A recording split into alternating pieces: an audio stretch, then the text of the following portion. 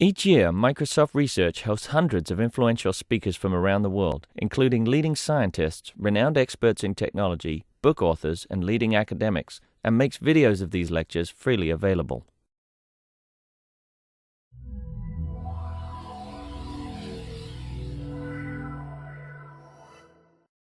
Right, today the Quark group is very honored to have Shankar Sharma here visiting us, and he's going to talk today about non-abelian anyons and topological quantum computation. Shankar's the Richard Prang Chair at the Physics Department of the University of Maryland. He's also a distinguished university professor, a fellow of the Joint Quantum Institute, and the director of the Condensed Matter Theory Center at Maryland. He received his PhD from Brown and has been a faculty member of Maryland since 1980. He's also been a consultant for Microsoft Station Q in Santa Barbara since its inception several years ago. And his technical interests are in the area of topological quantum computation, which we'll hear about today, fluctuations in financial markets, physics of high-speed transistors, and exotic quantum properties of solids and atoms at ultra-low temperatures and in ultra-high magnetic fields. So please welcome Shankar Sharma. Okay, I'm very happy to be here. I think last time I gave a talk here was when Michael Friedman was still here, and I used to visit him once in a while, and the talk was in front of Mike and his two postdocs, I think, which is what the group was at that time before he moved. So what I'm going to talk about today will not have much computation, meaning there will not be, I will not tell you much about how to actually do quantum computation, but I will talk about these Majorana modes and what they are and why they may have a great significance for computation down the line in the future, or at least many of us hope they would, and why this is a very exciting time to work on them, and if you're not working on them, then at least to learn about them. So I will also in the process tell you a little bit about the whole idea of non-abelian anyons and topological quantum computation, and if you want to know more, you should read this review article, which is 5 years old, but it's still the standard review article in the subject. The subject is difficult because it combines theoretical physics, mathematics, and computation. And within theoretical physics, several branches of theoretical physics, conformal field theory, condensed matter physics, all these things together. There is no suitable book. There is no suitable collection of books that one can really study, so that's why we wrote this review article to help graduate students or beginning researchers learn about the subject, and so this is still probably pretty relevant. So let me tell you what the whole subject is. So I'm assuming you know about quantum computation. Quantum computation is a new kind of computation where the logic is quantum mechanical rather than Boolean. And it's a subject that has been around for almost 20 years now. What this new subject, new even within quantum computation, is a new way of doing quantum computation. Standard quantum computation, which I'll talk about, requires two-level quantum systems, and unitary operations are time evolution of this two-level quantum system. Topological quantum computation involves braiding of exotic quasiparticles. These quasiparticles are these Majoranas, and this braiding is the knot I'm talking about. I'll explain a little bit more in details what I'm talking about here. But the existence of these quasiparticles by themselves is a very big deal in physics. It's not even clear that they should or must or do exist. The advantage of this topological quantum computation over standard quantum computation is that this has no error. In quantum computation, error correction is a very big problem. If you can have these exotic quasiparticles, there will be no error, at least some kind of error. So you don't have to worry about decoherence. Fault tolerance will be guaranteed by the physics, somewhat like what happens in this computer, where the memory or let's say the storage element, laws of magnetism, for example, keeps the all the magnets aligned in the right direction. Fault tolerance by physics. If a bit flips, you just have the other two. It could flip back, or you can just compare. Disadvantage is particles like this may not exist. If they don't exist, of course, you cannot use this kind of quantum computation. So, this is taken from a cover of Scientific American, which came out a few years ago. So the basic idea of the way the quantum computation will go here is that you have to create this strange kind of particles, which will be the rest of my talk, called Majorana particles. They are the qubits. Then, after you have created them, you have to measure their state. And the way you measure their state is by doing an interferometry measurement, Bohm interferometry in quantum mechanics, where that will tell you what kind of state they're in. Then you take these quasi-particles around each other, and it depends on what computation you want to do. That will determine what kind of gate operations you will do. In quantum computation, the code that we write for classical computer, in quantum computation, the code is at these unitary operations. So since the code will depend on what you want to do, you will do the particular kind of braiding, and then you measure the final state. And Peter Schott told us once you measure this final state, probabilistically you'll have answer to the question. Of course, you know that quantum computer so far can solve problems which are anisotropic, where testing is very fast. So then you check whether it's the right answer. If it's not, you go back and do it, and in algebraic time you'll have the answer. So just a very fast introduction to quantum computation. If you have not been talking to Krista, then the basic idea is that you use the natural resource of the many-body Hilbert space. So there was a U here, use, and there was an O here, of. So one letter is being cut off. Okay. So many-body Hilbert space, so you have linear superposition and quantum entanglement. So you have n quantum two-level system. Then you have this 2 to the power n matrix that you can completely access. Actually, it's 2 to the power n. So it's an exponential speed up. And usually in technology, we know that if nature has some resource, we figure out a way of using it to our advantage, right? I mean, once we understood entropy, we could create steam engine and other things. Although the connection is not always obvious. I don't think people who created steam engine understood entropy in a deep way, but the fact that they happen within 50 years of each other has something to do with understanding. Newton's laws led to enlightenment and other things, and Maxwell's equations, although Faraday was working without the advantage of the Maxwell's equations, but it's not a coincidence that the whole electrical power industry happened within 20 years of Maxwell's equations. Same with nuclear power. So anytime we figure out how nature works, we have been able to put it to use. Basically, as Carver Mead once told me, we have figured out how you can make money out of it. And then that is called technology. So there is a resource in quantum mechanics that has not been used. It's entanglement. And many people believe that it's a true resource of nature, meaning nature has entanglement in it. And in quantum computation is one application where that resource is being used. What the resources that use is 2 to the power n.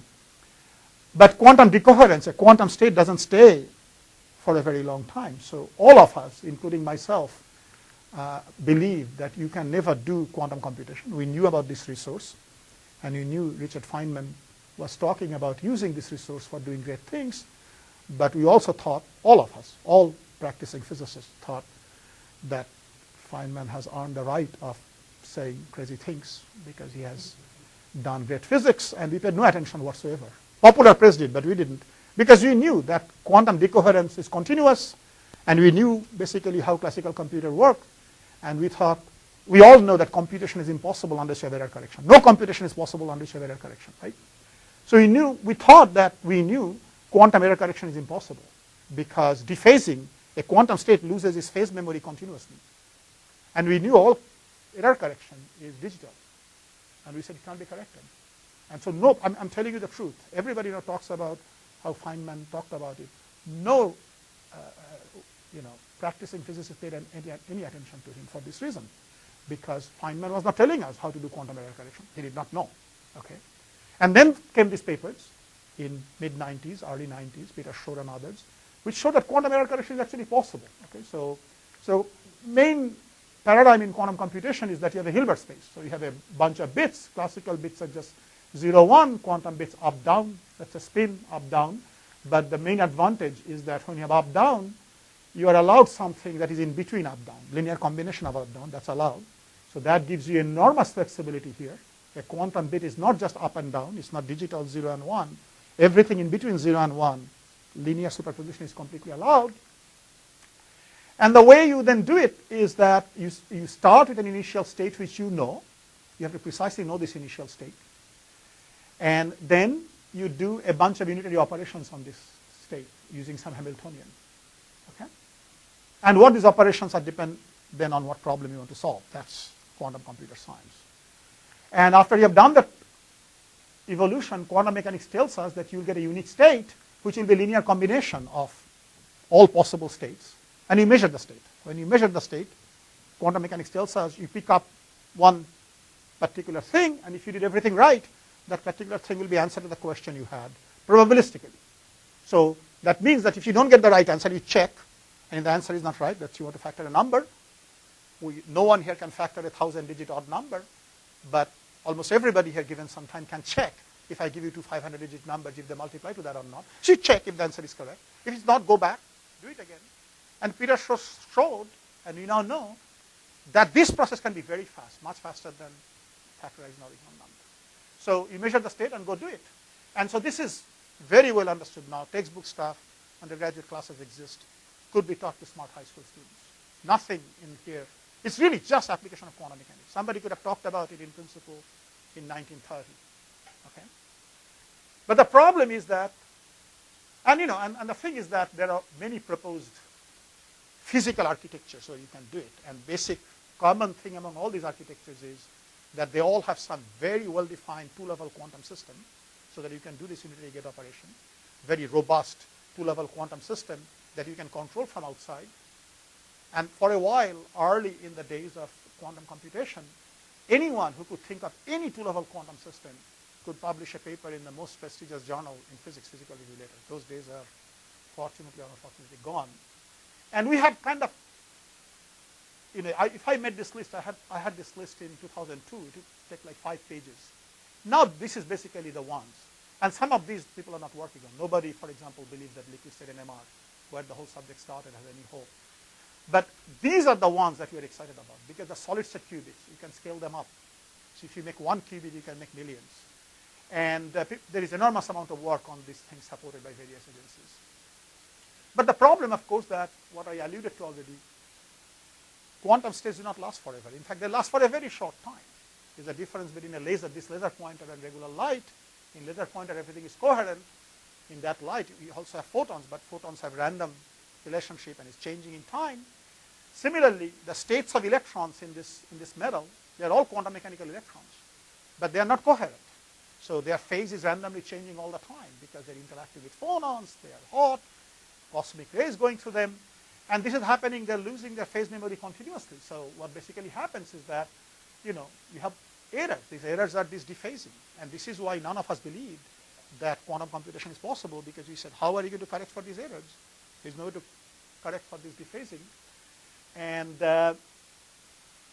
it turns out that quantum error correction is possible.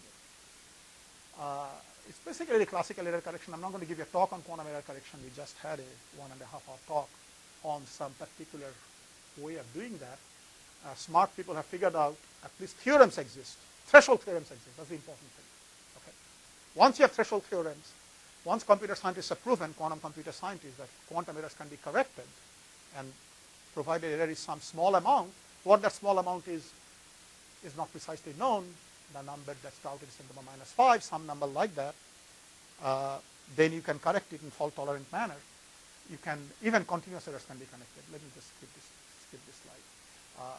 Only thing I want to say, although theorems exist, telling us quantum error correction can be done, and this is like how we can correct certain bit error, flip error. We can correct continuous errors also. But it's very, very hard. In fact, it's completely unclear it can be done. What I mean by that, I have been in this subject since 2000, and I go to the conferences, the main conferences in the subject, and what I hear about quantum error correction now is what I heard 12 years ago. The same people are saying the same thing, and among the level of errors, physical error has gone down. Errors used to be 10%, now maybe it's 1%, but in the subject of quantum error correction, actually in physics laboratories, there has not been much advance. So it's very hard because the threshold numbers are very small, 10⁻⁵ or something like that. And if you look at what kind of physical errors you have, the best you can think of is something 10⁻². Now there are powerful new algorithms which are coming up. One of them was being discussed in a talk at lunch. So maybe this quantum error correction thing could come down. But this is a central problem of quantum computation. The same problem as why we didn't pay attention to Feynman. Only difference that has happened between Feynman's time and now is that we know there is a threshold theorem. So we can think in terms of engineering and so on. So this is the central problem, that can we really build a quantum computer satisfying the threshold error? And it's looking more and more unlikely. So that's my introduction to quantum computation, the physics of it. So a revolutionary new idea is this idea of quantum topology. So it's not surprising that Michael Friedman, a Microsoft employee currently situated in Santa Barbara, is one of the world's premier topologists, is involved in this business. So the idea is that local geometry is actually a redundant way of encoding topology, right? We all know that various different geometrical shapes could encode the same topological features. I'll give you a trivial example later on. And Alexei Kitaev in mid-90s, while Peter Shor was doing work on quantum computation, he understood both topology and quantum mechanics very well. And he had kind of this vague idea, which became quite concrete later on, that maybe physical qubits could be redundant way of just encoding logical qubits. If we can find a quantum topological system, so it's a physical system, what we have some kind of quantum topological degrees of freedom, which has to be non-local because it's topological. They will be then insensitive with local probes because they're non-local. So what we are doing here would not affect the information. If something like that exists, then information contained in them could be automatically protected against errors caused by local interactions in the environment. Now, you have to understand something here. In physics, all interactions are local. So all the decoherence phenomena that these qubits, quantum bits, are suffering from in the laboratory are because of local coupling to phonons, local coupling to photons, local coupling to magnetic field or something like that. So if you have a non-local topological degree of freedom, then local interaction will not do anything. So this will be fault tolerance guaranteed by physics at the hardware level with no further need for quantum error correction. So this is the topological protection. It's basically topological memory. Of course, we don't know if something like this exists. This is just a mathematical statement. But this is a trivial example, but it makes the case to a topologist, a donut and a coffee cup are the same object. This is in our Physics Today article. Both have just one handle, right? So I can continuously deform a donut, coffee cup into a donut, or a donut into a coffee cup. So this handle becomes this hole here. So if you look at this donut, then there is a topological information here. The topological information is that it's one puncture. There's just one puncture. And we know that this topological information is redundantly encoded in this donut. I can take a bite in this donut. I can take 10 bites. As long as I have not torn it apart, this information will still be there. So a little local perturbation, a little biting here, a little biting there, is not going to take away the information that there is a cup, there is a hole here, there's a puncture. Same here, right? You can do many things here. The fact that it's one handle, this information is contained. So if we can have a topological quantum version of this is trivial classical thing.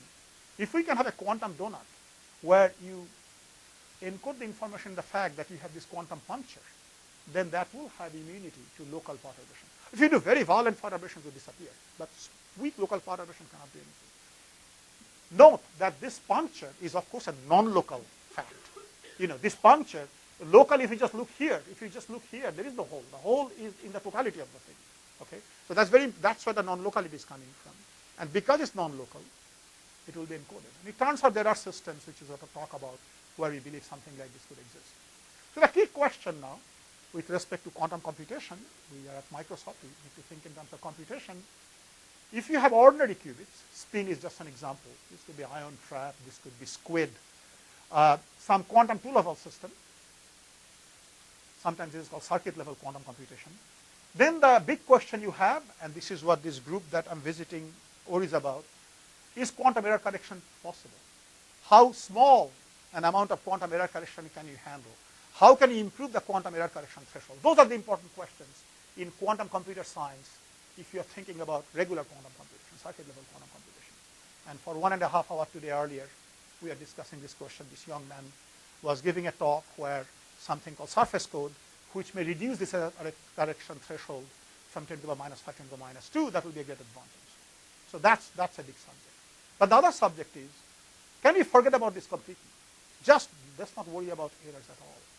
Let's have a topological system where you can do topological quantum computation by doing this braiding that I just mentioned. Then you don't need to worry about errors to zeroth order. But then bigger problem arises, does a system like this exist? Because I just invoked that, does a system like this exist? Now one question you should have, which is not part of my talk, is that these two ways of doing quantum computation seem to be very, very different. Here, you're playing around with a two-level system. You are controlling the dynamics of the two-level system using some Hamiltonian and doing unitary operation. Unitary operation just means you are just taking a Hamiltonian and making e to the power IHT operate on your system, on your wave function. Here, you have some kind of non-local quantum state, which is very abstract, very complicated. You need to be really a fairly advanced theoretical physicist to understand even what one is talking about. And then you are taking them around each other. Those are unitary operations. Are these two approaches even equivalent? Amazingly, computer scientists, this was a theorem proven here, in fact, by Michael Friedman and his collaborators, Larsen and Zhenhang Wang, who Zhenhang was not here in those days. They are proved in 2000, I believe, that these two approaches are, in fact, equivalent. That means there is a universal quantum computer. Any problem this can solve, this can also solve, and vice versa.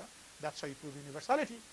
And my example, which a lot of people like, is that this is like, think of decoherence as noise, okay? Bad things that you don't control. Now we know that the two ways you can fight noise in ordinary life, regular sound noise. One is that you can put these big headphones, which everybody when they fly do, which eliminates noise. Or you can become deaf. Both fight against noise, different ways.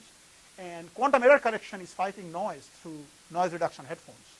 And topological quantum computation is becoming deaf. You are just immune to noise. Noise doesn't do anything to you. Okay? Yeah. Aha, very good question. This is an open question. I have had long discussion with Michael Friedman and Zhenhang Wang. I'm not a computer scientist, okay? So I don't even know what computational complexity is. I know the word, okay? This question is not answered. Efficiency of computation is, I ask them differently. Are they both equally efficient? This answer is not completely known. I suspect they're not, okay? But probably this question cannot be answered unless you look into specific problems. I suspect for specific problems, the efficiency of these two machines may be different. But it will become moot, I think. My own belief is that if and when a quantum computer is built, it will be some kind of hybrid, and you'll see why. Okay. But this is a very good question from a computer science view. Are they equally efficient? One may take 1 trillion operations, one may take some 100 operations. Then from an engineering viewpoint, the fact that equivalent doesn't help. Okay? I ask the question this way. The answer is it's not known. So what I'm going to talk about today is that I'm going to answer this question. Does the appropriate topological matter exist? In a very specific context that has created a lot of excitement. And it's a series of papers that three of them with people from Maryland, people who were all at Maryland when they wrote the papers with me. And now they are all at various places. And one from, this is also a very global cooperation. Yuval Oreg is at Weizmann Institute in Israel. Gil Rafael is a professor at Caltech, and Felix von Oppen is a professor at University of Berlin, all senior people. And my work at that time was all with postdocs who worked with me at Maryland. So these 4 papers, theoretical papers, these 3 plus this one, created all 2 to 3 years ago, proposed a specific system. I'm going to discuss the system, where we said that a very simple topological object exists that you can use for this topological quantum computation. So this was pure theoretical physics theory prediction. We actually made a very specific prediction. I'll show you what the prediction is. It basically gave a recipe of creating this topological object.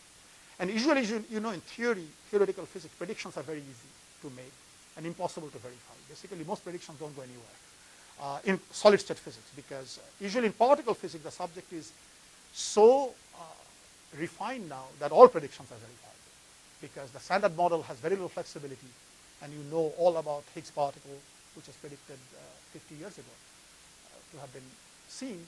But in solid-state physics, it's not well known. Most predictions are not verified because we have to make a model. The system is extremely complex. Lots of things are going on that we have no control over. So most predictions actually experimentalists don't even pay any attention to. So in solid state physics, almost all the famous discoveries, and every other year Nobel Prize is given for solid state physics, almost every discovery in solid state physics is serendipity. It's not very well known, but it's a statement of fact. Okay? Experimentalists go into the lab, they do something, they see something, and then we go ahead with theories and explain. We are very good in explaining post-diction, but it's almost impossible to prediction. Okay? So let's take the example of some of the very famous things you know. High temperature superconductivity. It was not predicted. In fact, predictions were you cannot have superconductor above 40 Kelvin or something like that. Okay? Quantum Hall effect. It was not predicted. Fractional quantum Hall effect is not predicted. I mean, superconductivity is not predicted. I can keep on giving example after example like this. There are one or two famous counterexamples. Josephson effect is one of the few physical effects that was predicted first. But the ones which are there are so few that usually experimentalists don't even pay attention to theoretical predictions. But amazingly, these theoretical predictions, which created a lot of sensation when the predictions were made, a lot of people thought this was really very neat and cool, it actually has been verified. This paper came out in Science. It's the fastest publication in Science ever, I have been told. From submission to publication, less than 3 weeks. Okay, I can tell you that Science editor individually contacted referees and asked them by telephone if the referees could do it within 48 hours. Okay? And this paper claims to have verified these predictions and claims to have seen this object, Majorana fermion, which is this topological object that can do topological quantum computation. So now, of course, the amount of hype in the popular press has even increased. You can see the hype. So Nature wrote one article originally by Frank Wilczek, a very famous physicist, when he wrote our paper. But after this Majorana particle was seen, 2 more articles were written in Nature that, Majorana Modes materialize this strange object. Physics Today wrote an article when we did our prediction saying, well, this is very neat theory. And they had another article recently saying that it has been seen.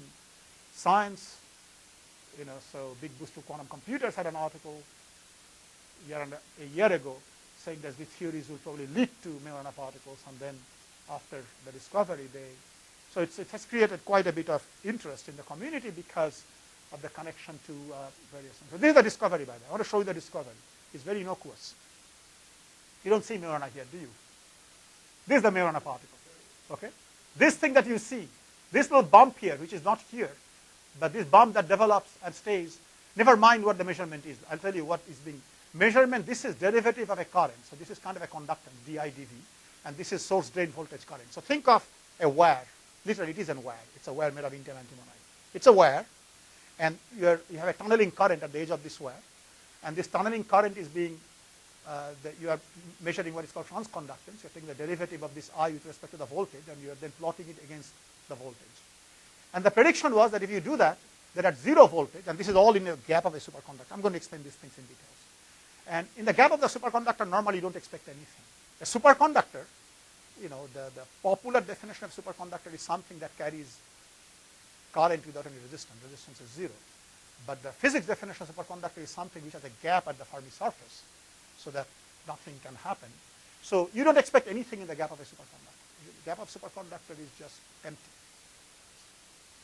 What we predicted is at the gap of the superconductor, exactly at 0 energy, you will have this localized Majorana mode, which is a topological object, and that will give rise to a peak in this object. And that's exactly what they saw. And this peak will eventually go away when the magnetic field is very high. Each of these lines corresponds to a particular magnetic field, 0 to 500 millitesla. And this is what this hoopla is all about, this thing. Okay? Here, this thing. And I'll come back to that. So this is what we predicted. We said, we have this picture in our paper actually. We said that take a nanowire. We told them what the material is.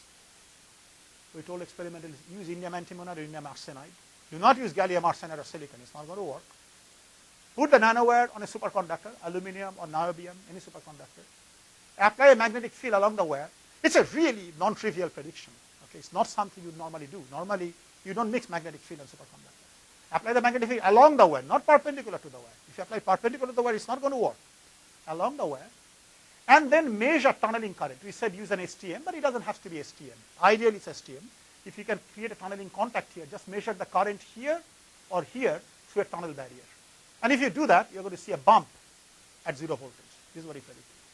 STM is scanning tunneling microscope. It's a very fine tunnel contact which allows you to look at atoms individually. You can pick up tunneling current from individual atoms.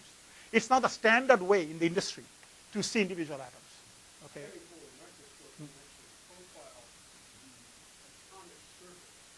By looking at current, tunneling current. It is an amazing, yeah. In 1982, when it was invented, and it was again one other thing which everybody thought could not be done, and the resolution was again engineering, a feedback loop.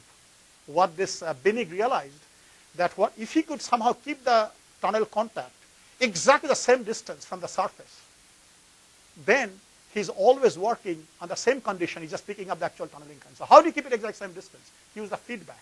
Use the current itself to keep the current constant. Yeah.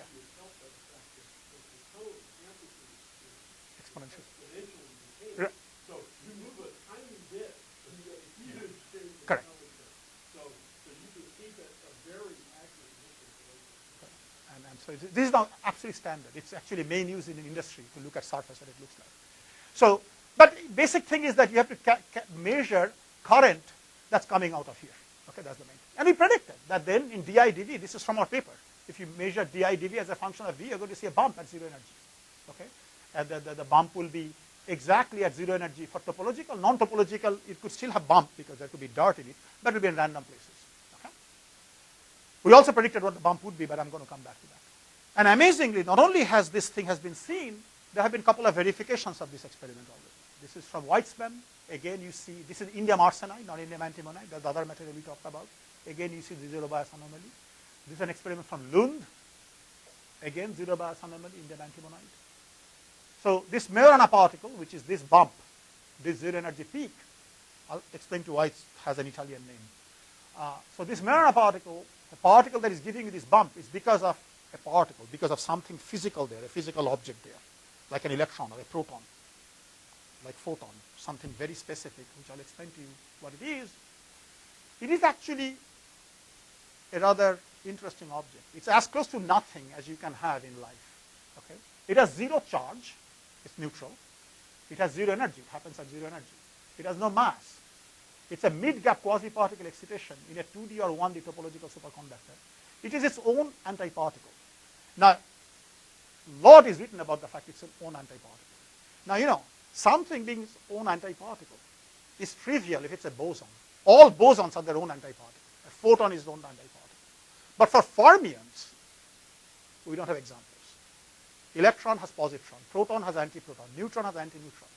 Fermion, being its own antiparticle, if you are not a physics person, but you have taken physics classes and you're interested in physics, you think it's impossible. Because you think, if a neutron, antineutron. But it turns out that you can have fermions which are its own antiparticle. They are called Majorana fermions, opposed to Dirac fermion. And it's actually a very big deal. I'll come back to how it's a big deal. But in our case, it actually happens in a very mundane way. Well, after the fact mundane. It is its own antiparticle because this object, in our case, is not a fundamental particle. It's not like a neutron or proton. It's a linear combination of half an electron and half a hole. Okay? And of course, in a linear combination of half an electron and half a hole, it's not going to have any charge. And it's going to be its own antiparticle because antiparticle electron in a solid is a hole. So you go from half a hole to half an electron, come back from half an electron to half a hole to its own antiparticle. So we understand. But what is amazing in our case is that this object is also a non-Abelian anyon. I'm going to explain to you what that means. What we mean by non-Abelian. It's not an ordinary fermion. It doesn't obey fermionic statistics. It obeys non-Abelian anyonic statistics. Let me just quickly tell you that the fact that we could predict it is pure luck. In general, if you give me a Hamiltonian, Hamiltonian in a solid state system includes all the interaction, all the contributions to the Hamiltonian operator in the system. It's extremely complex because if electrons interacting with each other, electrons interacting with a lattice, so on. If you give me the Hamiltonian, I cannot tell you. If you give me a model Hamiltonian, I cannot tell you whether it will have this Majorana or not. It's because I have to solve the problem completely. There is no symmetry or anything I can look at to make a prediction. I have to solve the problem completely. So this is an important open question which I'm not going to spend much time on, that in general we do not know whether a given model Hamiltonian, like Hubbard model, it's a very famous Hamiltonian in condensed matter physics, and some people like Dave Waker here is working on. I don't know if Hubbard model can have Majorana in some situations or not, because I have to solve the problem exactly to answer that question. Okay? So this is an unsolved problem. There is no symmetry or something you can look at and say, ha, this will lead to Majorana. Really, it's a property of the wave function. It's a detailed property of the wave function.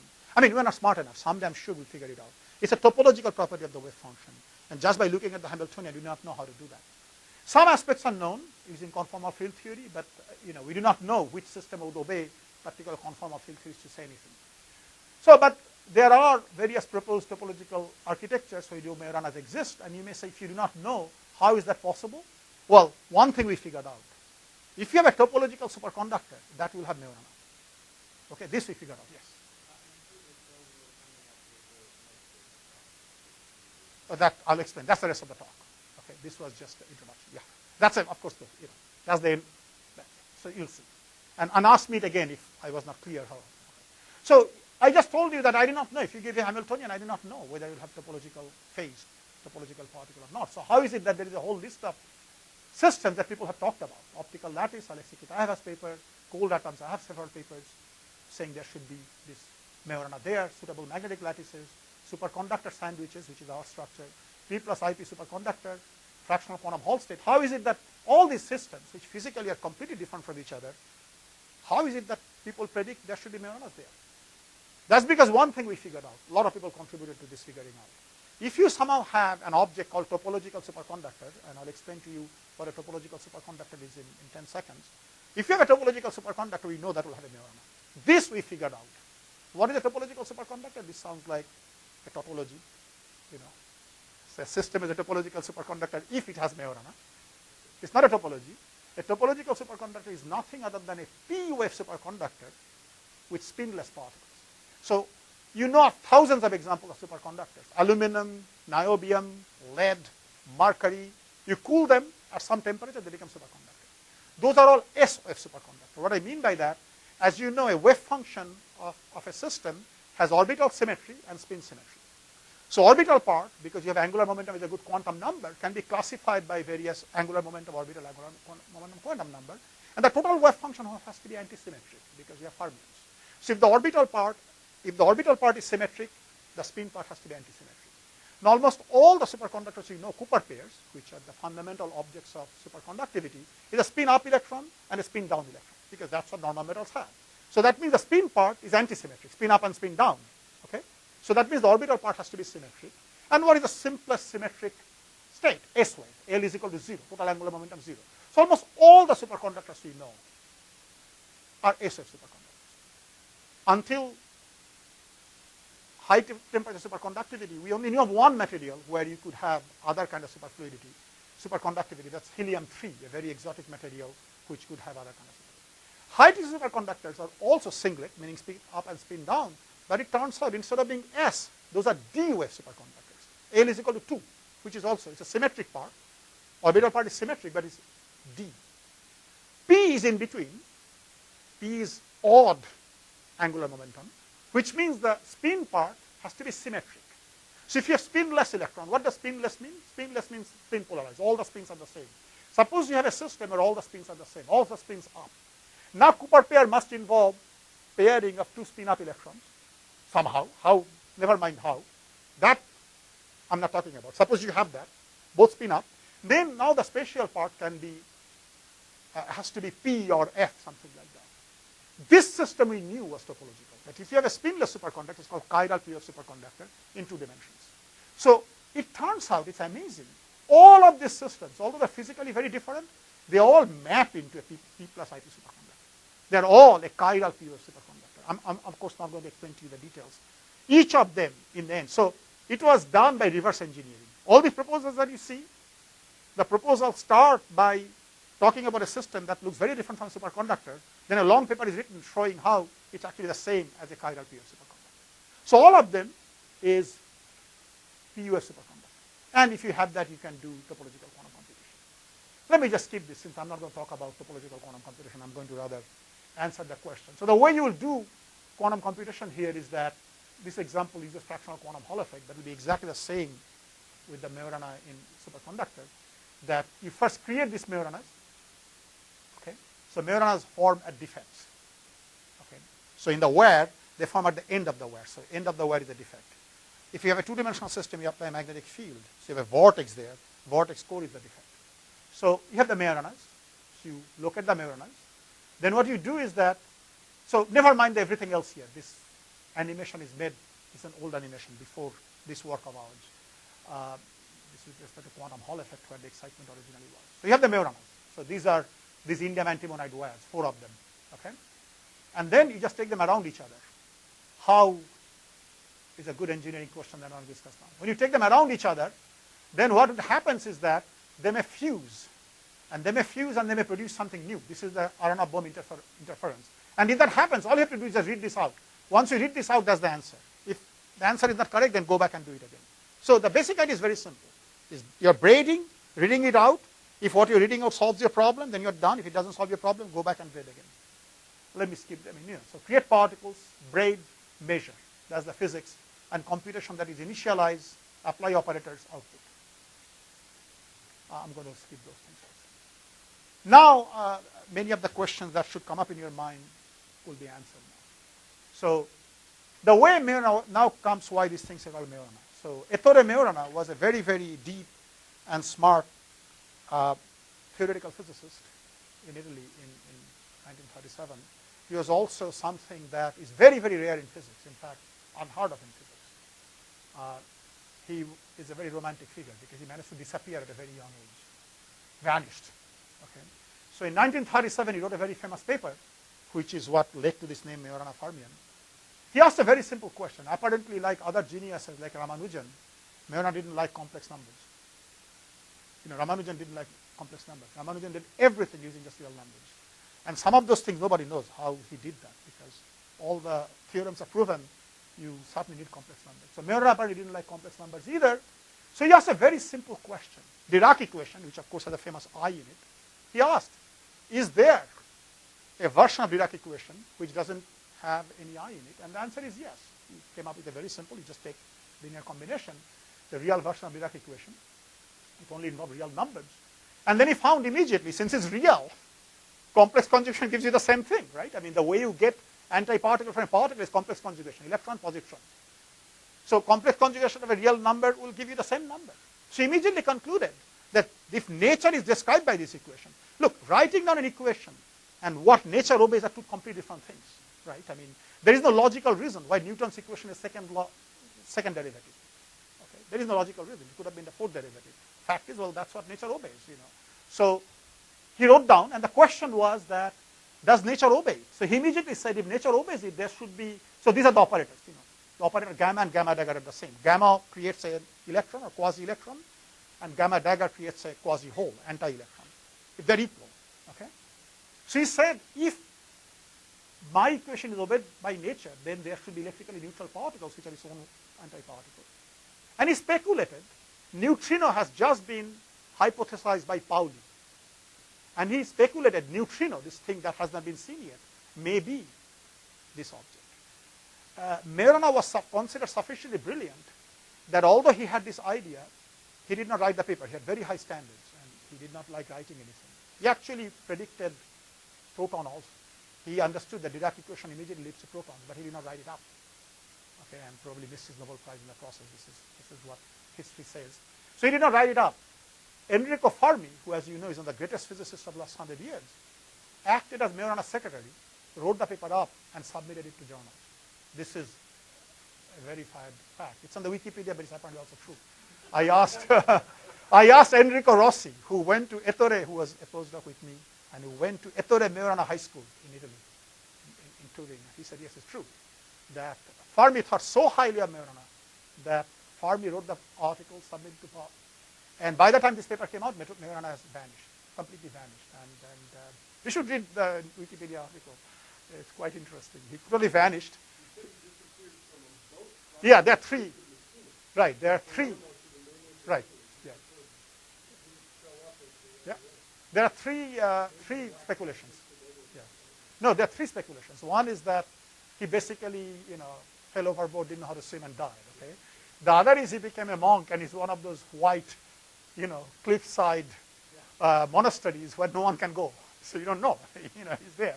Maybe chanting Majorana, Majorana all day long. I mean, And the third, which is what Enrico Rossi tells me is the correct answer. Enrico says, no, he was a fascist. He just moved to Argentina and opened a coffee shop. And since he was fascist, he had to hide.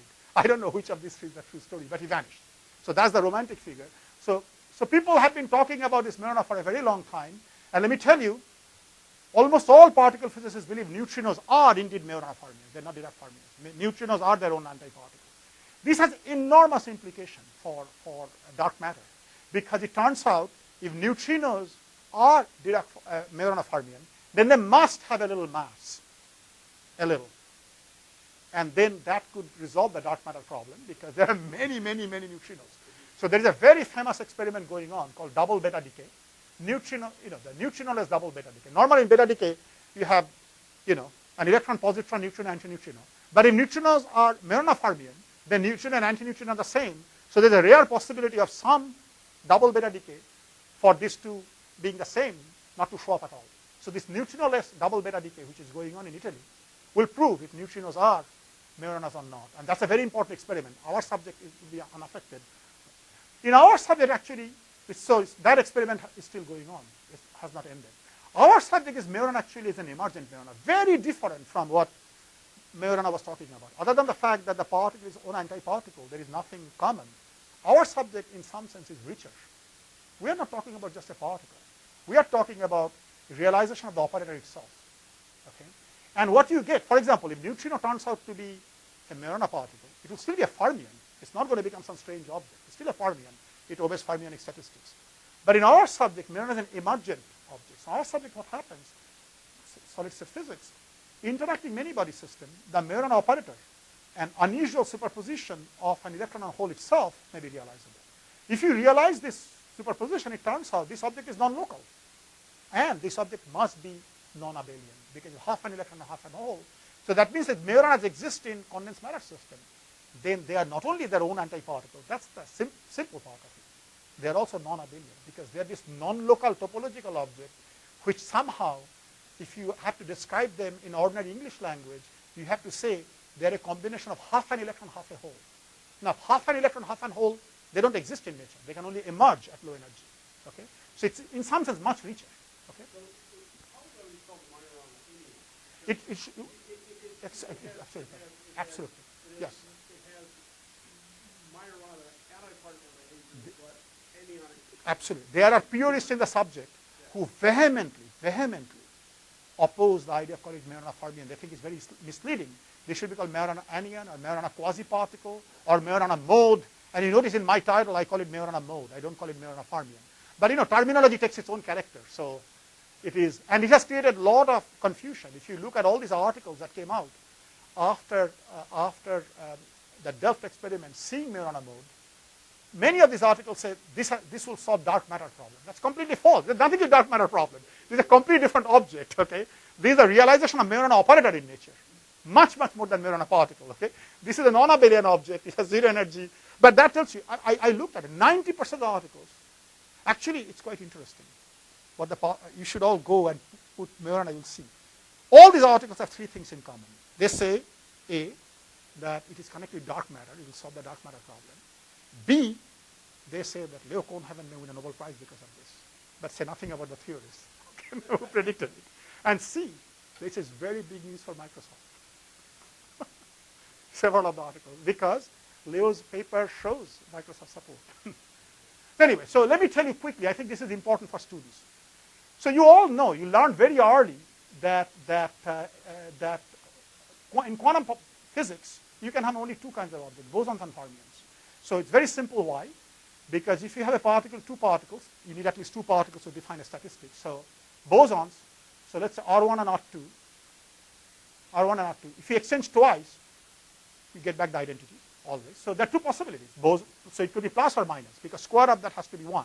So you can have either wave function symmetric or antisymmetric. So if it's symmetric, you call it boson. If it's antisymmetric, you call fermion. This is something you learn in high school, perhaps, if you go to a good high school, right? Certainly in college.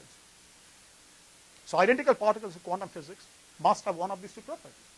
This is true, but this is true only in 3 dimensions. These statements are actually incorrect. Because what you have to understand that there is a fundamental difference between 2 dimensions and 3 dimensions from a topological viewpoint. That there are no knots in 3 dimensions, right? So imagine one of those particles is at the center of this sphere, the other one is around, you take it around, and now what you are saying is that this exchange is equivalent to doing nothing. That's what you are saying. It's equivalent to doing nothing.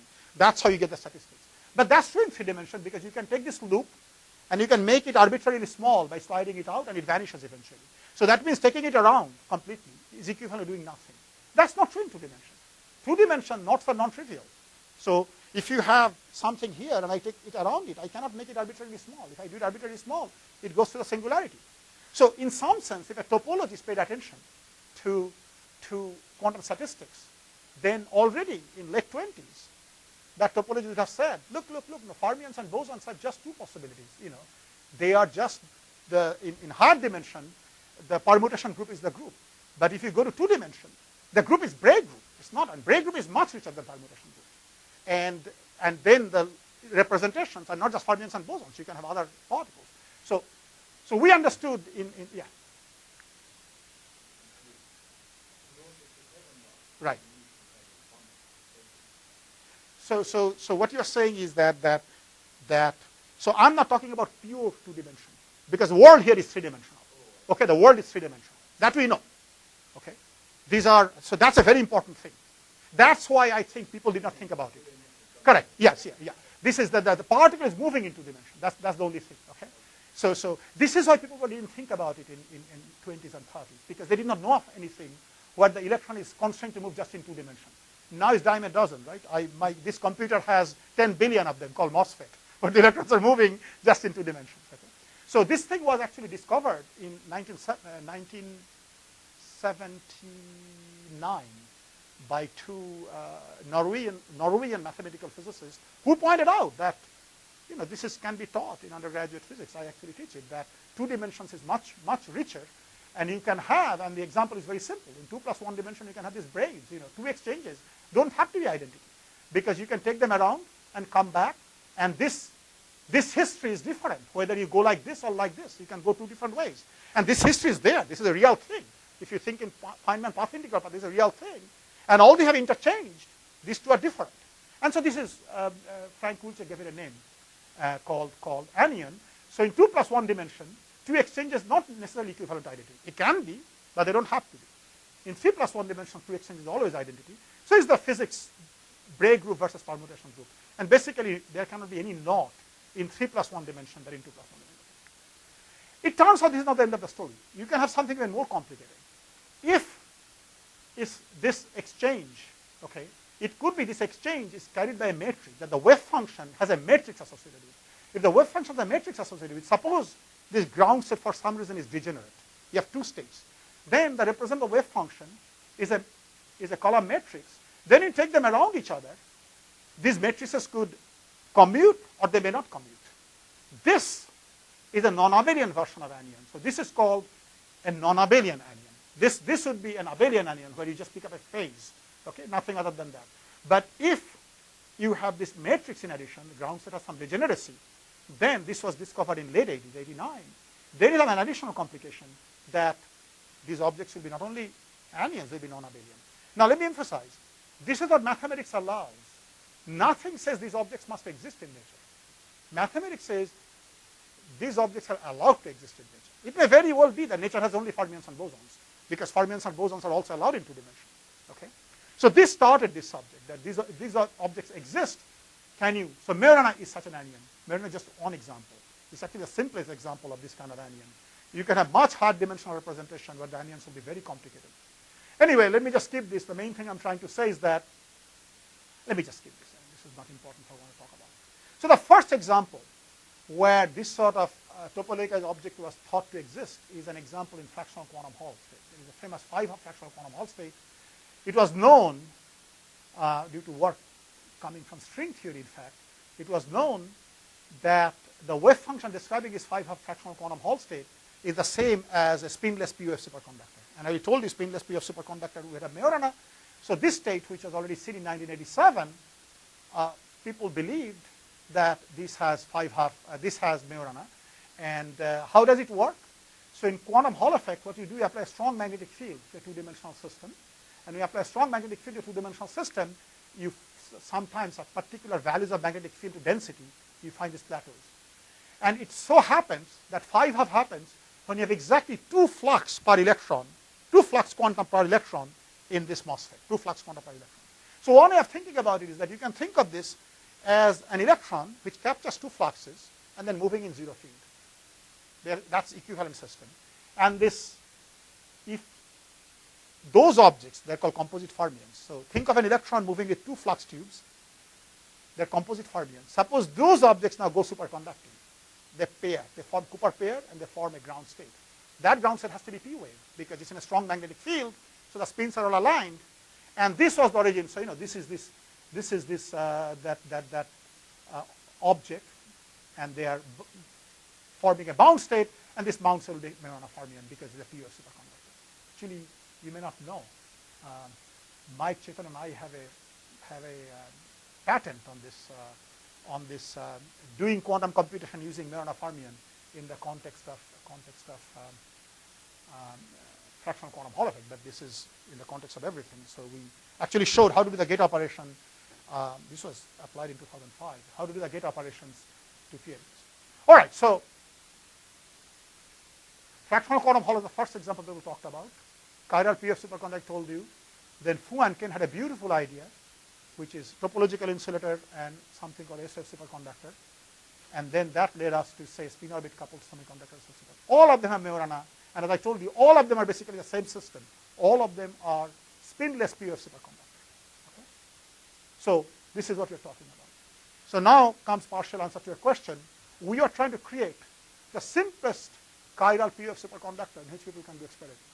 But being a semiconductor physicist myself, I also wanted to use generic material. This fractional quantum Hall effect that I told you about, you may say, well, example already exists. And in fact, for the first 6 years of its inception, Microsoft Q worked on the fractional quantum Hall state. That's what it worked on. Okay? And only 3 or 4 groups in the world can work on it. You need to work at 5 millikelvin. You need world's fastest transistor, and you need to work at 15 Tesla. So very few groups can do that. And after don't wear your watch. Right. So after about 5 to 7 years of work, where lots of experimentalists worked very hard, Barton used to go to those meetings, Christopher and a few. The best people in the world tried very hard, but they're exhausted by the time they got to the Majorana, nothing else. It was becoming more and more clear to me that you have to come up with a much simpler idea where 100, if not 1,000 groups can work on it. So I spent a lot of my time trying to think of a very simple system which will have the same property. And now I'm going to give you the logic of how we're at the simple system. We said we have to forget about quantum Hall effect. So superconductors are natural hosts for Majorana. Let me start with that. What do I mean by that? A superconductor, a superconductor is a condenser of Cooper pairs. What is a Cooper pair? 2 electrons spin up and spin down, or both spin up, pair, and then both. Superconductor is ground state, is filled with Cooper pairs. You could now ask, what is the excitation in a superconductor? In solid state physics, condensed matter physics, we think in terms of excitation. So in a metal, the ground state is all these electrons filling the Fermi surface. In fact, the ground state always is very, very hot, right? 0 point energy is huge. 0 point energy of this metal is 10,000 Kelvin because electrons obey Pauli principles. You have to fill all the states, and the high state has 10,000 Kelvin energy called Fermi energy. But that's the ground state. Excitations are electron on hole. You take an electron from inside the Fermi surface, put it outside. Electron outside, hole inside. That's the excitation. What is the excitation superconductor? Remember, superconductor, the ground state is filled with Cooper pair. So the excitation there is an electron-hole pair. That's called Bogoliubov quasiparticles because Bogoliubov first talked about them. So this operator creates them. So you have, because a superconductor, a fundamental property of superconductor is that it has a perfect electron-hole symmetry. Okay, that's in fact one of the definitions of perfect electron symmetry. So basically what you have is operator which creates this Bogoliubov quasiparticle is a linear combination of a hole and an electron. Okay, this is an electron creation operator, quasi-particle creation operator, this is a quasi-hole creation operator, linear combination of electron and hole operator. So in superconductor, these excitations in superconductor are linear combination of electron and hole. Now we realize, and others realize it also, that all you have to do is make U is equal to V star. If you make U is equal to V star, then gamma will be equal to gamma dagger, and that's a Majorana fermion. This is, if you can somehow make that, then you are in business. And where it comes from is that superconductor has all these free Cooper pairs available. Ground state has infinite number of Cooper pairs. So that means you can just take an electron and convert it into a hole. All you have to do is add a Cooper pair. Okay, Cooper pair is 2 electrons, remember that. So 2 electrons plus 1 hole becomes 1 electron. So super pair conductor, particle number is not conserved because you can always add and subtract Cooper pairs. They're in the ground state. Okay? So this is where this thing is coming from, that you can create this kind of linear combination. This is not enough because you can see that U is equal to V star. You can immediately show that this operator then, the eigenvalue of this operator has to be 0. That means the eigenenergy of the state must have 0 energy. So now we said all we need now somehow is 0 energy state in a superconductor. Okay? And we knew, because of another famous mathematical index theorem that was already known, that you have chiral period of superconductor. Yes? You need population in the zero. You need the population, exactly. Having this, exactly. It's easy to make it empty. Yeah, empty, yeah, exactly. And so that was all. So once we, so this will be, so then, that. So then there are equations we solve called Bogolov-Dejean equations, which give us the excitations of a superconductor, and we showed explicitly that if you have, if U plus V is a solution with, this is well known, this is electron hole symmetry. If U V is a solution with E, then V star U star, meaning just the conjugate of this is solution minus E. This is called the electron hole symmetry.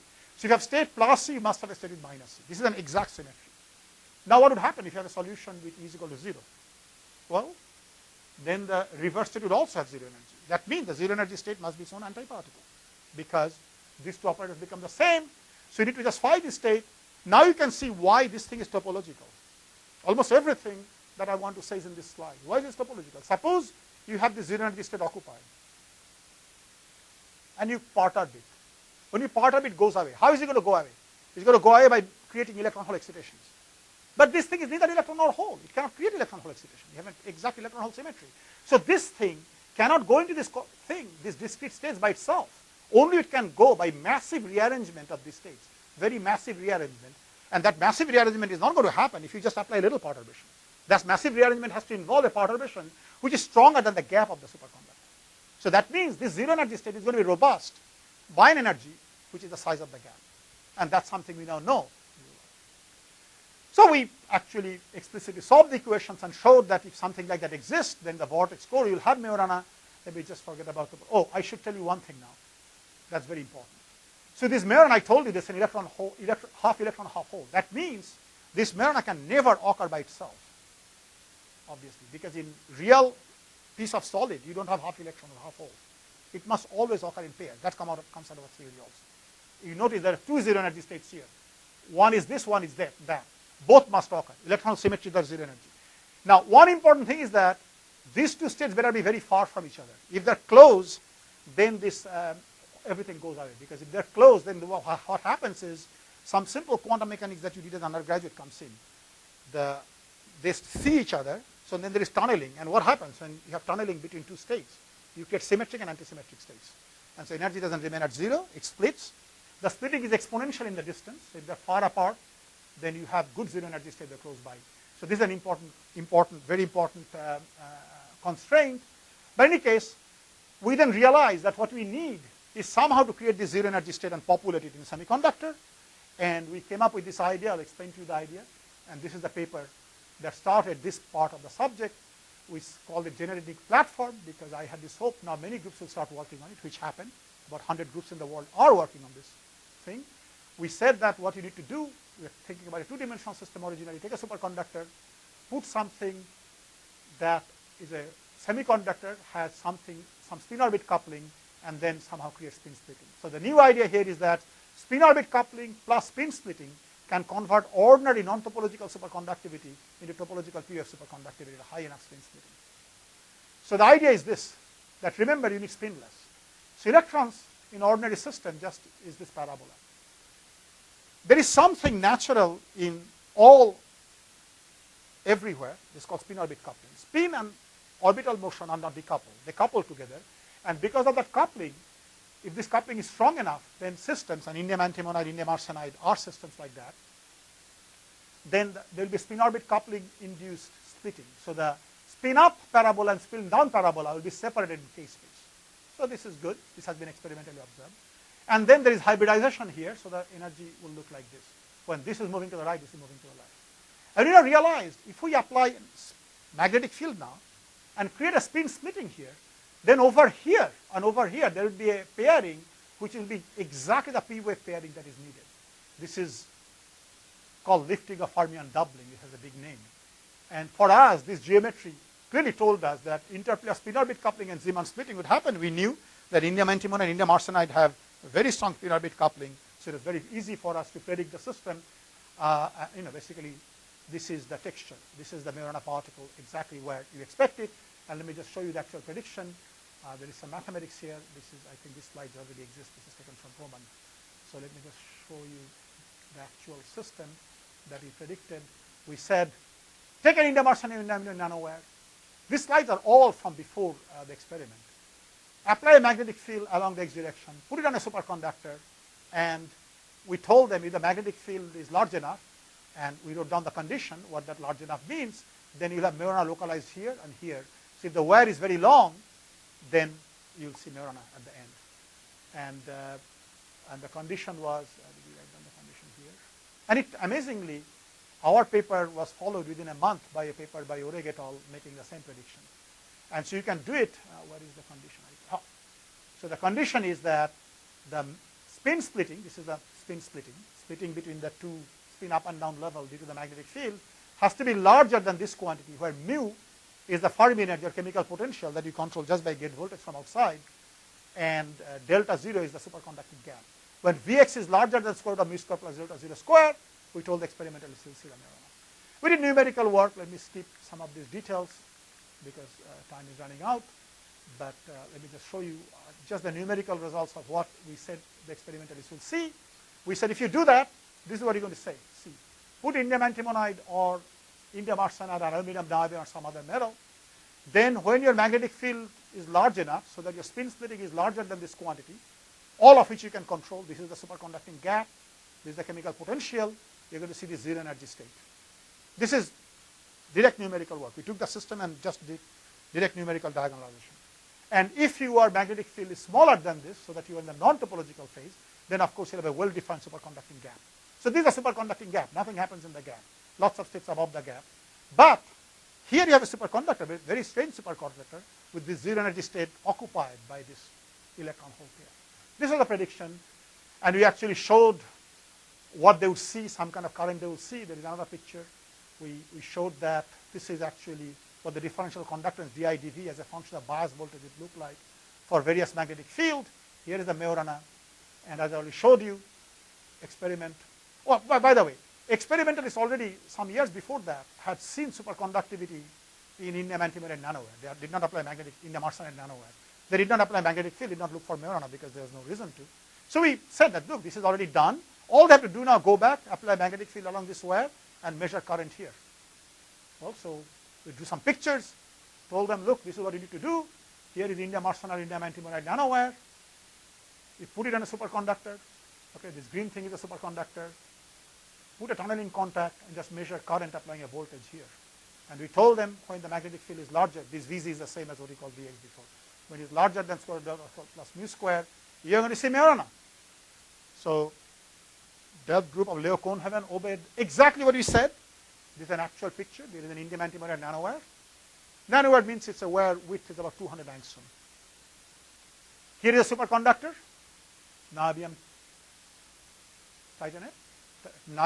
titanium nitride, and here is a tunnel contact to measure the tunneling current.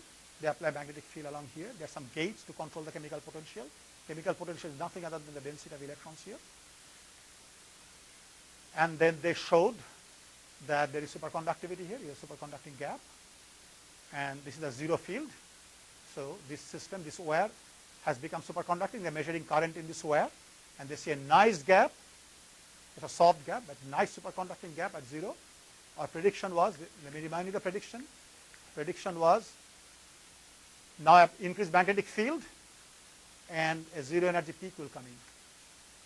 So that's what they did. You can see that when they apply magnetic field, the zero energy peak came in, and this is so. And it's happening. This peak starts showing up precisely where their magnetic field induced splitting is larger than the delta squares plus mu square. So it follows the prediction very well. And let me just conclude by telling you, this is all good news. Majorana seems to exist. Barton is thinking very hard about how to engineer these objects. You can imagine going from there, building a quantum computer. So this is not even probably at the stage of Bardeen or Bratton's transistor yet. This is probably more like an idea that electrons holes exist. You can. This is a p-n junction. This is a plan for p-n junction. You know electrons and holes exist. This is not a p-n junction yet. Right. Right. This is more like 1945. This is more like 1945 for real transistor, okay, where we know that electrons and holes exist, and people are now trying to make p-n junction, okay, so going from here to a computer is a huge engineering move. I certainly will contribute nothing to that, but serious people like Barton and others are thinking very hard about it. Yes, exactly. It's all under control. I don't need to think about it, okay. And so let me tell you the good and the bad in the data, and this is something I'm sure that Barton and Krista, those who are professionals here, are very interested in this question. So what has been seen? Blue is good and red is bad, okay?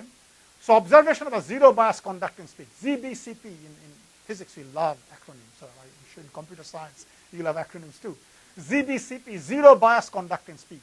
So this is the pseudonym for Majorana. The actual experimental discovery is zero bias conductance peak, and theory said that is equivalent to sigma Majorana. So zero bias conducting peak itself, exactly as predicted, is very good news. And this thing was robust. You saw that, right? What do you mean by robust? I didn't emphasize that point. Look, they're changing magnetic field. Nothing is happening. They did it at many different gate voltages. This voltage is not gate voltage. This is just tunneling voltage. But they changed gate voltage. You know, they had 4 gates in the picture. See that? They have these 4 gates. They changed these gate voltages. Things remain the same. So it is very robust. It doesn't disappear with gate voltage and magnetic field and so on. And now it has been seen in other materials. So that's good. It's robust. But did you see the size of that peak? I didn't point that out. I didn't emphasize. This is very small. You can see this is 0.1. This has units of e square over h to e square over h. This is 0.1. This is like 1/10 of 0.1. What was the theoretical prediction? Theoretical prediction was Majorana, this size should be 2 e square over h. So this peak should have been 10 times the size of this slide. You understand what I'm saying? This is 0.1. Our prediction was, theoretical prediction was, this Majorana is 2 e square over h. It's 1/50th of the predicted peak. 1/50th, okay? So that's not good. Okay, factor of 50. And you know, these experimentalists, they're very smart people. They lowered temperature. They went to 10 millikelvin. Size was not changing much. It was saturating. So this is bad. Okay, you need to understand. You know, in physics, things have to agree quantitatively. It's not enough to just agree qualitatively. ZBCP occurs roughly at the right B value for topological superconductivity emerge in the nanowire. That's good. Okay, I already emphasized. But what did you originally say? Originally, if you look at the picture, I again didn't emphasize it because I was keeping it from my conclusion. If you look at my theoretical prediction, what is happening theoretically? This is the bulk gap. Look at it, what's happening. Bulk gap is coming to 0. So this is the ordinary S wave, non-topological superconductivity. It's vanishing. Exactly when it's vanishing, Majorana is coming. And then you have topological superconductivity. So non-topological superconductivity is killed by a magnetic field, exactly as we know. Ordinary S wave superconductivity is killed by a magnetic field. So that is killed. Majorana comes. I have topological superconductivity. So this gap should close. But if you look at the experiment, they see this gap, and the gap is not closing at all. The gap is remaining exactly where it is. The green line is the gap. It's not going down. Okay, so you have to understand what's going on. By the way, all my red lines I have an answer for. You understand that? You know, I'm a professional talk giver, so anything that is red, I have an answer. You know, those are all resolved. There are many unresolved questions that I'm not going to discuss. Okay? Particularly since this thing is going to be, you know, I don't want to give anybody ideas about what you're working on. Exactly, yes. So ZBCP robust to magnetic field and gate voltage, but there is splitting at high magnetic field values. Again, I didn't emphasize. I should have put, I'm not good as you can see, okay? See, at high magnetic field what's happening?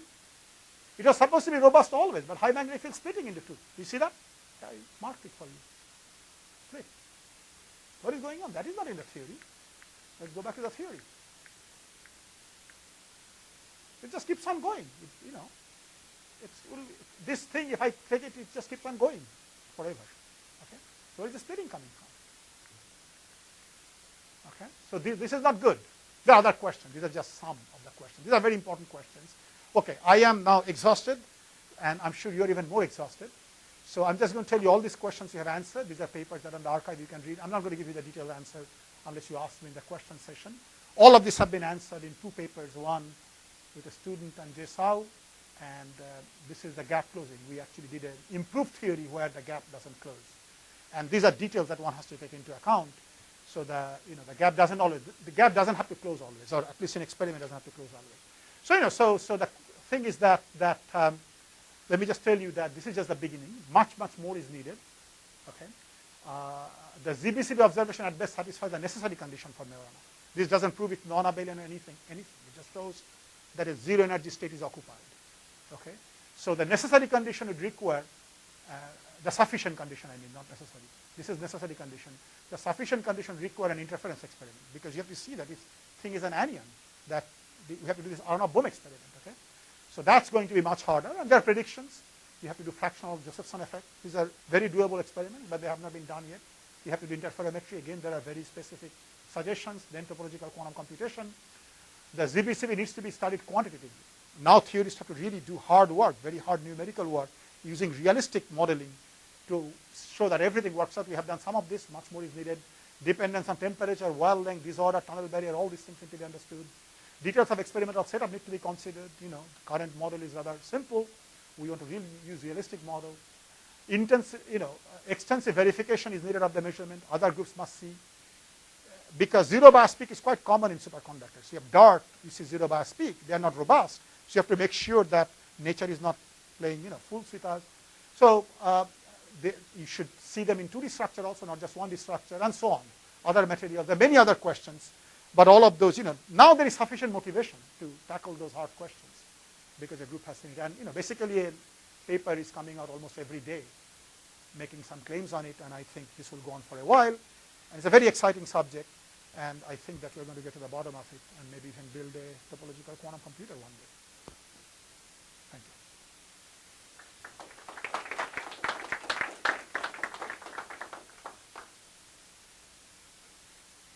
I covered a lot, so if you have a question, I'm happy to answer, or I can talk to you in private.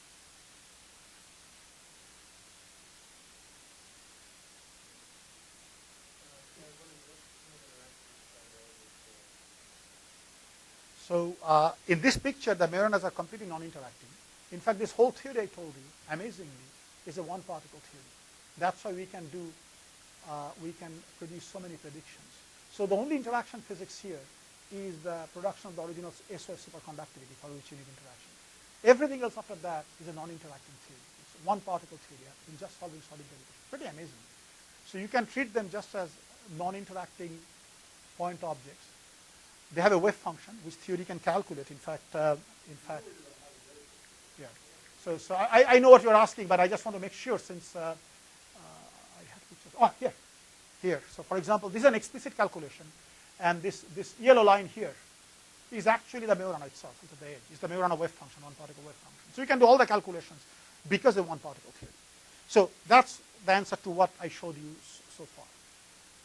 Now the next level question, in condensed matter physics, or in physics in general, each question can be answered at various levels, and we're always doing model calculations. So next level, the question should be, but I'm really talking about electrons in a one-dimensional wire. That's what experimentalists, that's what they're measuring. So can I extend a theory to electrons in one-dimensional wire in the presence of a superconductor? And that work has been done by a couple of groups. There, of course, they interact very strongly. And it's a very formidable theory called Luttinger liquid theory. So these are electrons. They interact by Coulomb interaction. And what we have shown that the existence of Majorana is robust to electron interaction, provided electron-electron interaction is not too strong and the experimental system is not too strong. If it's too strong, then there could be some other instability which will destroy the Majorana. Okay? So as long as electron-electron interaction is not too strong, and what is not too strong is parametrically defined, Majorana survives. That was not obvious. So we did what is called a renormalization group analysis, an RG analysis, to show where the flow goes. And Majorana is a stable fixed point, provided interaction is weak. Then the other thing that could be very bad is disorder. So I claim that the system is very robust, but I did not show you. We did numerical work. I showed you numerical work. We put some impurities there. It looks robust, but that's not a theorem. So several groups, including us, I'm not showing any of those huge theoretical work, have done, this is a paper I wrote with one of the current postdocs at Majorana, Alejandro Lobos and Roman Luchin, where we kept both disorder interaction and did a rather powerful RG theory in both of these interactions, not one. And we showed that Majorana is robust, again, to finite disorder. If disorder is larger than a gap, there is a phase transition from this Majorana state to non-Majorana state. And more work will be done on this. So this question, is theoretically very interesting. We have not been able to come up with any, there are some experimental signatures we predicted, but those experiments are far in the future. So you can do a phenomenological theory, which will be just Majorana non-interacting object, or you can do a deeper theory. Both are showing everything I told you at this level is correct. So now, when the Majoranas are very close together, then something trivial happens, which is not interaction physics at all. You can see that from this picture. What would happen if I bring these two now? Suppose I make this wire very short. Suppose I make this wire now half a micron. Then these two wave functions will overlap. And from elementary quantum mechanics, if these two wave functions overlap, then they're for symmetric and antisymmetric state. And that's what I showed you. That actually worked out a long time ago. So that's not interaction. That's just tunneling. Sometimes that is called interaction. Yeah, that's correct. Sometimes that. Yeah.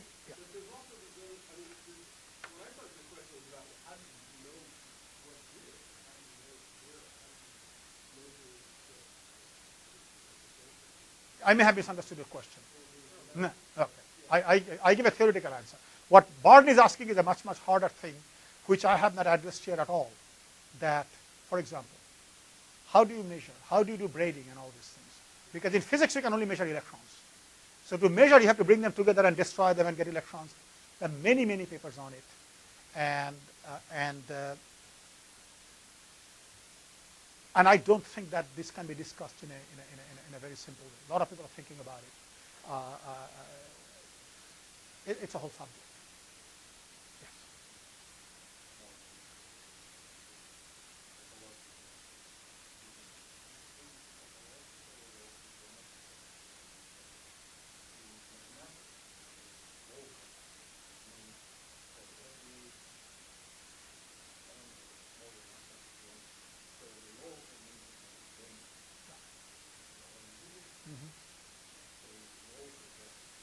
Yeah.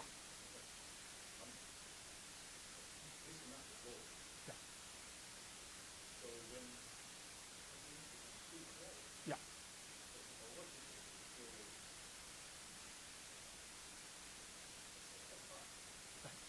So so let me try to. I may not be able to give a satisfactory answer because different people think about different things differently. This local versus global, the statistic example that I gave you, is to talk about statistics. You can talk about statistics only when you have isolated objects. There is no, electrons are not fermions either. If you have 1,000 electrons together, it's a very complicated system. They are not fermions. They're something very complex. Here also, only an isolated Majorana is topological. The moment they are not isolated, moment they see each other, it's a geometric object is much, much more complex. And you cannot use this picture at all. This knife picture is only in the limit where the two Majoranas have been separated by infinite distance. Okay? But since the splitting is exponential, infinite distance doesn't have to be very large. But this classification that is rather precise, the topological classification, which I'm not an expert in at all, which uses bot classification from math, this has been worked out to full details for non-interacting object by Alexei Kitaev, and it is an exact topological classification. What happens in quantum interaction is a very hard question, which people are still struggling with, and I really have nothing to add.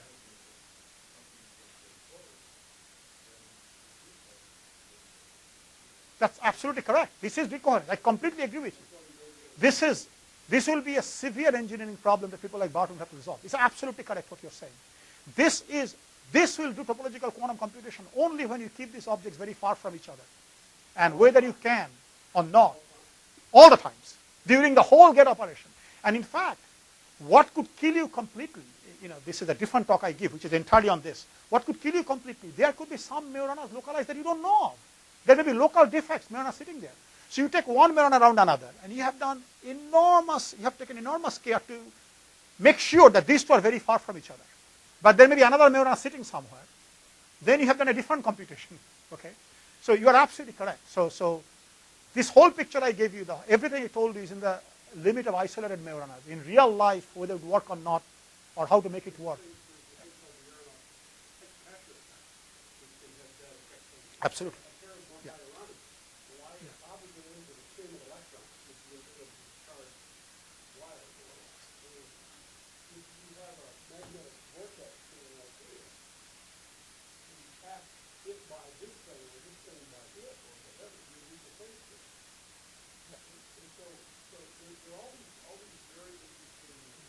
But this is not a naive question, what you asked. The fact that these Majoranas must always be isolated is an absolute constraint.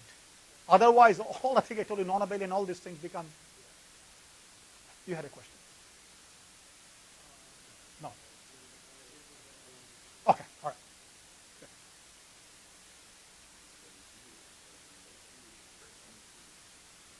No. In solid state physics, nothing is that pure. No.